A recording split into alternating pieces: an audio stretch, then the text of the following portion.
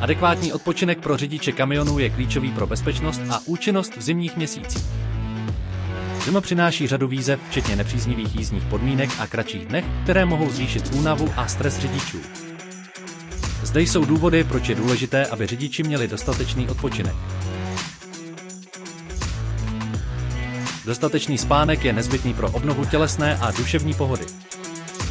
Nedostatek spánku může způsobit snížení pozornosti a pomalejší reakce, což může vést k vážným bezpečnostním rizikům.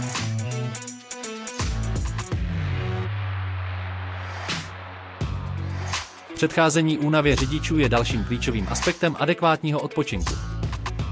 Únava může snížit schopnost řidiče reagovat na neočekávané situace na silnici, zejména v zimních podmínkách.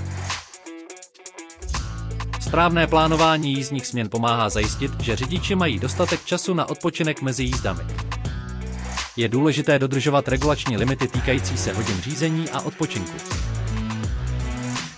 Přizpůsobení jízdního plánu podmínkám v zimě může znamenat, že je třeba naplánovat další čas na odpočinek kvůli zvýšenému riziku stresu a únavy. Přestávky během jízdy jsou důležité pro krátkodobé obnovení energie a pozornosti. Krátké přestávky umožňují řidičům protáhnout se, osvěžit se a pokračovat v jízdě s obnovenou pozorností. Ergonomie a pohodlí kabiny mohou významně přispět k kvalitě odpočinku. Pohodlné matrace, tiché a teplé prostředí pro spánek jsou důležité pro efektivní regeneraci.